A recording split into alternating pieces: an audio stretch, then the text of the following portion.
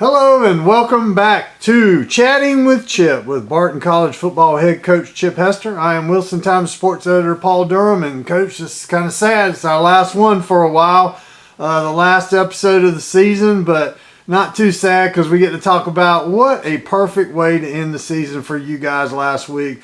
The weather was great. The scoreboard was 51-22, Barton versus Erskine. You guys got in a lot of players got to play. Jordan Terrell had another big game. It was almost as if that was a day that was dreamed about when the idea to play football at Barton first came about, because it was perfect. Just want to get your thoughts on that season-ending win for you guys. Yeah, anytime you can end with a win is a positive, and it was senior day. Honoring the guys that really started this whole program. That first class, I hope some of those guys will be back, but they walked together and were honored, and it just was a great day. It was a great day. The crowd was awesome. The weather was great, and then I thought we played a great football game, offensively, defensively, and special teams. I thought we did a lot of great things. Got some seniors some touches, and they made the most of it.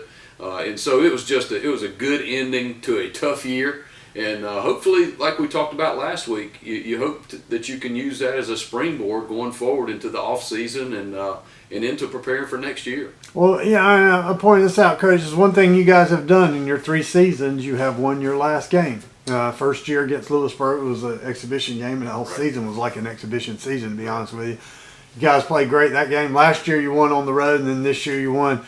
That's key. I mean, you go win that last game, you feel pretty good about yourself going into the off season, and it's a lot better than losing. Man, yes. So we've talked about how tough it is to lose, and so you get that taste in your mouth on the last Saturday, and then it lasts longer than it should. So it is good to get a win. It was good to see our guys smiling and celebrating and taking pictures, and it was a good Saturday. And as I've heard Gary Hall say before, and Todd Wilkinson, it was a great day to be a Bulldog. Yeah, it was a great day to wish you were a Bulldog. For me, I'm not a Bulldog, but I was watching. My sister, she graduated from Atlantic Christian, but I was watching thinking, man, what a great day. This is what it's all about. These guys are all into it.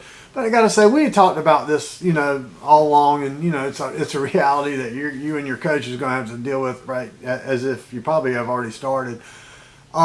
We knew a lot of these guys when they came in. You were going to play, they were going to sign, and they weren't going to play football for a whole year. Right.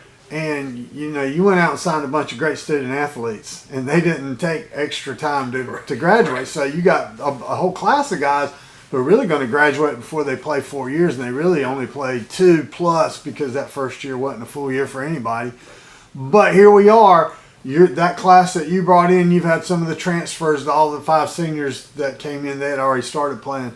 This group of kids that came in together, as Jackson Pearl told me, and you said laid the sod on the field, the stadium went there. That's your group. That's your first 4-year group.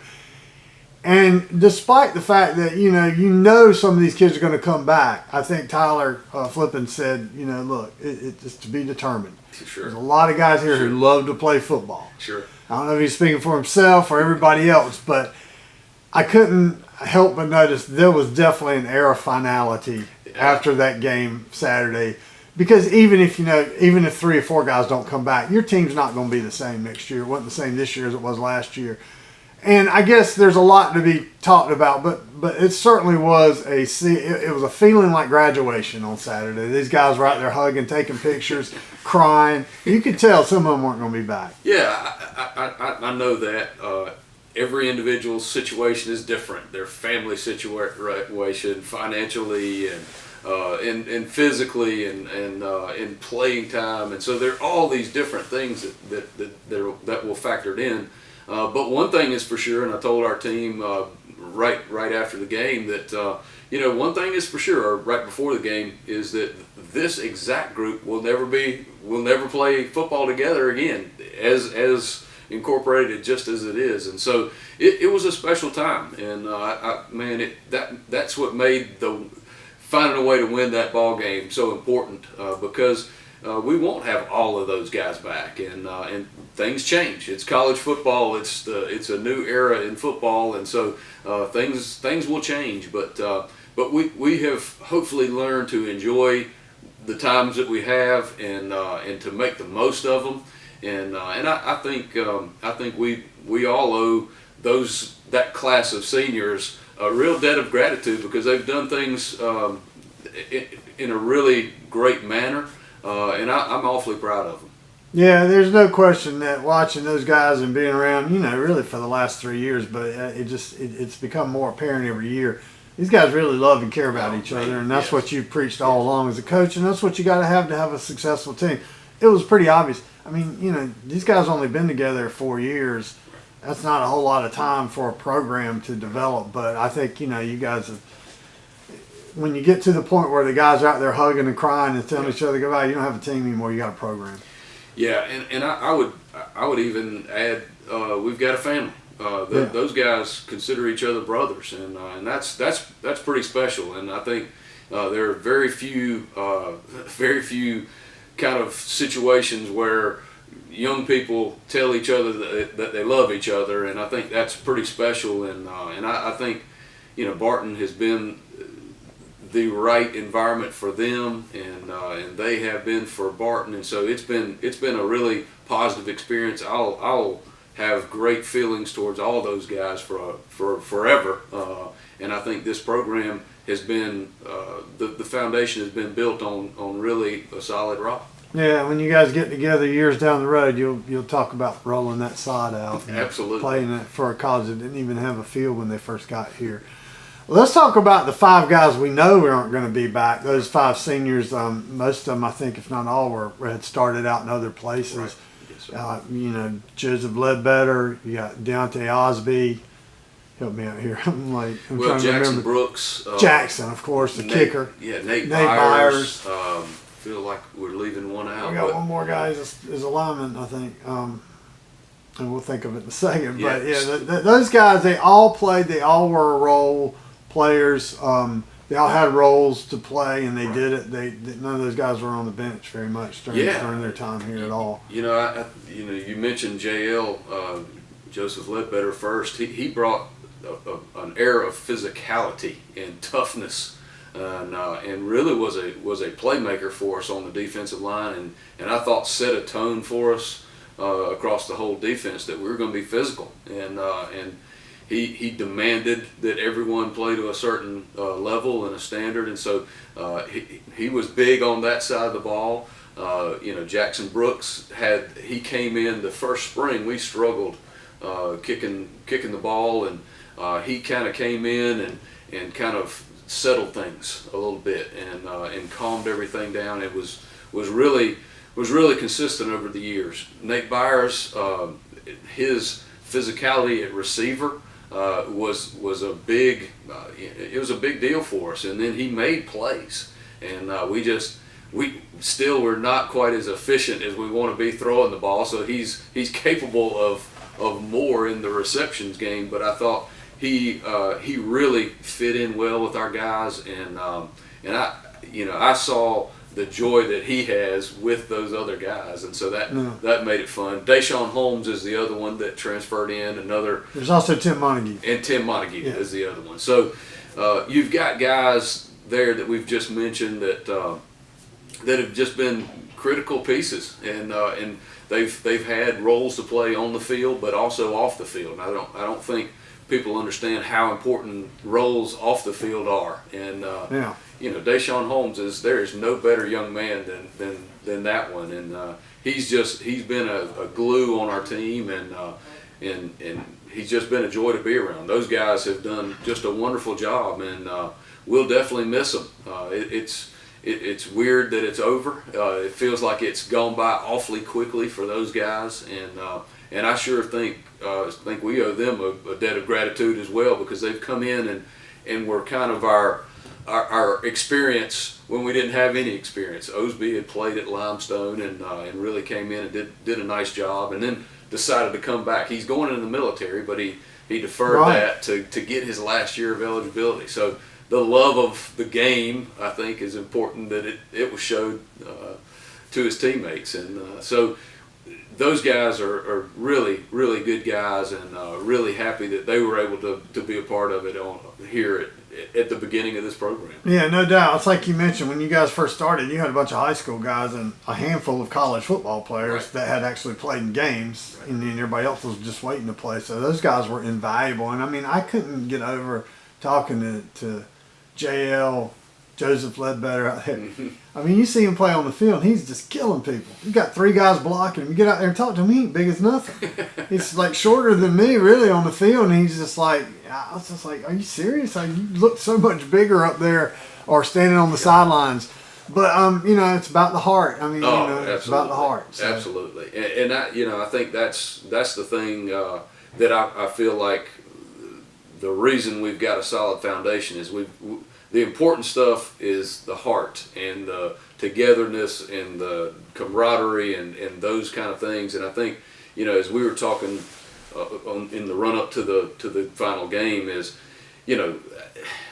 even now when I get together with my old teammates from college, who I'm very close with, and those are my brothers, we don't talk about the games. We don't talk about the scores of the games. We talk about, oh, coach this, or do you remember when coach did that, or do you remember this happening? And those relationships are the important things, and so we've had a lot of good luck to have some good guys that have built that in the right way, I think. And so I think, like I said earlier, I think we've been built on a solid foundation. Well, and you've got some guys that may come back, and I guess that's going to be a decision, an individual decision for each of them as we go down the line. And I have to tell you, I asked Jordan, "You graduate?" "Yes, sir, I'm graduating." Not sure of my decision yet. He was very clear, so he will be graduating. I don't know if he's going to come back or not. We'll talk about that later, obviously. Let's talk a little bit about Jordan in case he doesn't come back, because when you first came here, I think the first 3 times I talked to you about who players, you kept talking about Jordan. Okay, I know about this guy. You told me everything I think I know about him.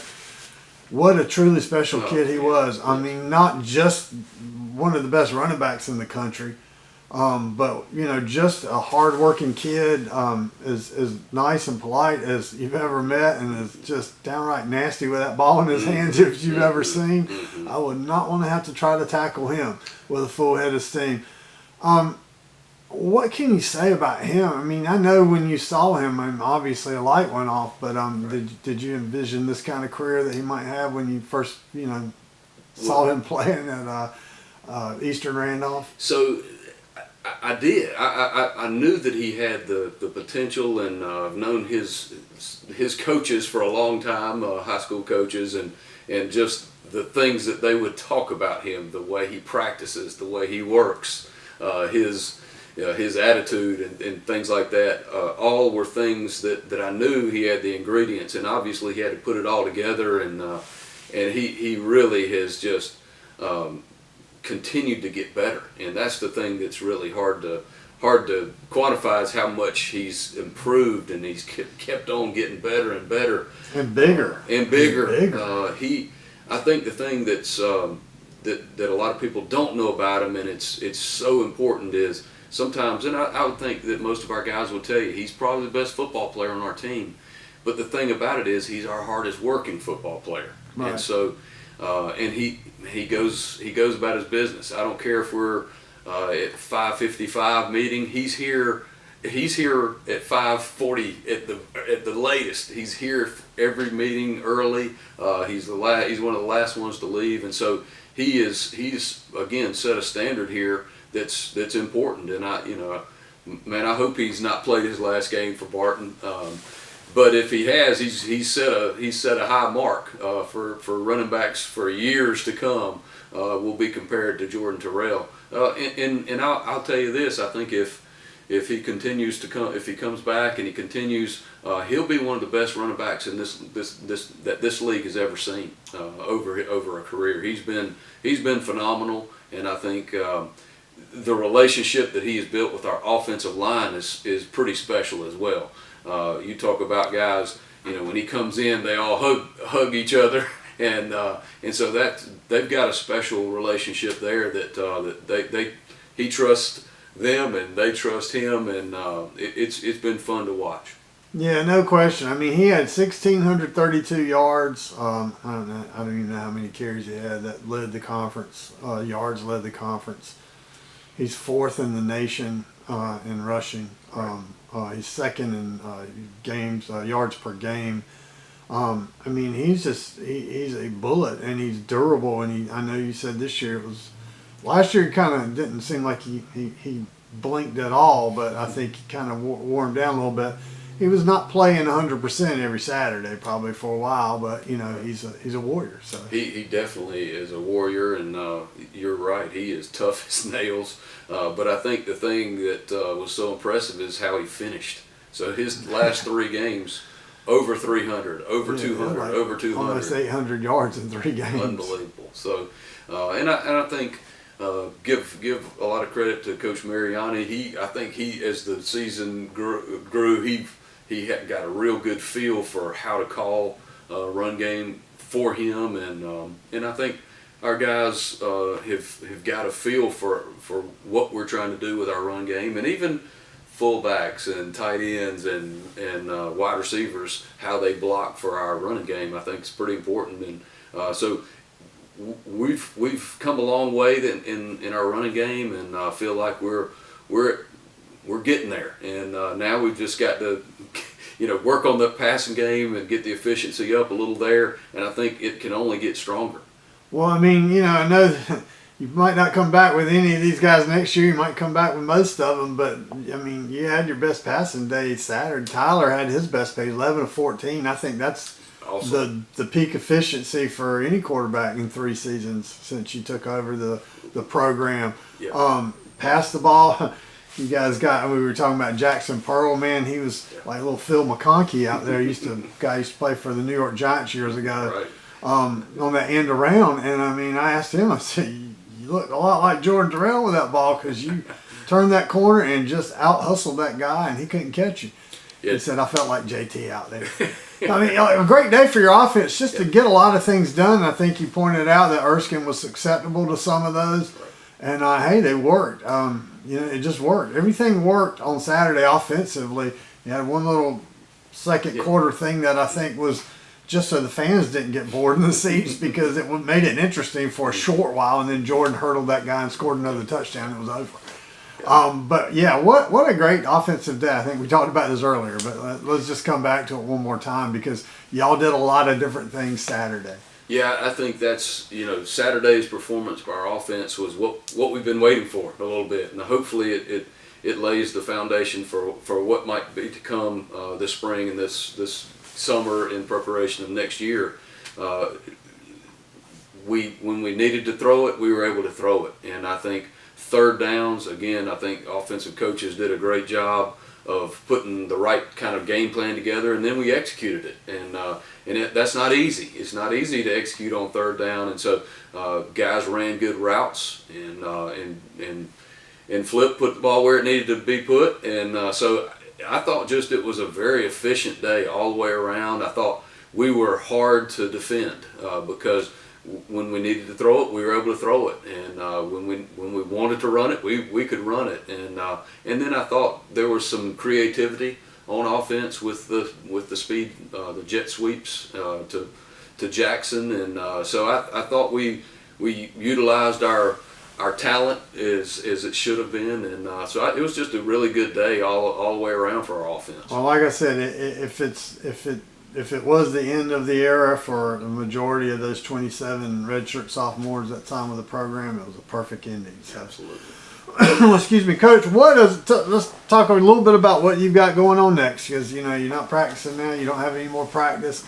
Not really good weather outside today for practice, even though it is Barton football. It is weather. Barton football weather. That's right. What's next? What do you guys got on the docket? What are you guys going to be doing in the life of a D2 college football coaching staff in the next week, month? Well, months. I've heard a lot of coaches call it recruiting season. So it's recruiting season.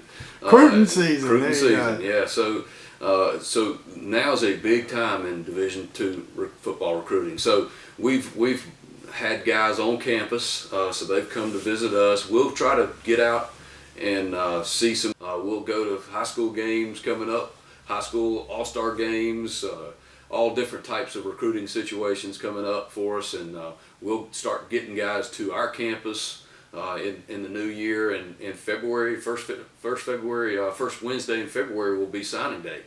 So it's a mad dash now until then, and so it's a big time to try to work on that recruiting side. We've been working throughout the season, but it's the focus for the next couple months. And then, you know, a part of the preparation for spring and next year is talking about evaluating what we did well, what we need to work on, and then kind of putting some plans together for what we need to look like when we're going into 2023 at this point. Well, I guess the first order of business really is to find out, or at least have an idea of who wants to come back, how to work them in as graduate students, how to, you know, apportion scholarships, all that, because you kind of have to know who's going to stick around before you can go out and recruit guys for positions. So. Absolutely. I've talked with a bunch of those guys, and some of them already know, and we've already talked and know those decisions, but we've kind of talked and we've said let's get through Thanksgiving. That gives you a little bit of space from the end of the year, and then before we leave for Christmas, we need to know, and that way we can prepare and they can prepare and kind of have a good plan moving forward. Well, there you have it, folks. Like Coach Hester said, National Signing Day is going to be here in about 2 months, or a little bit less than 2 months. Well, maybe a little bit more than 2 months. It's in February. Anyway, it'll be here before you know it. It'll probably be spring practice before you know it. No question. And then we'll be really happy to talk about Barton football again. But we want to thank you guys for checking in every week for Chatting with Chip this season, and hopefully you'll come back, because we hope to have it again next year and possibly in the spring as well. Thanks again.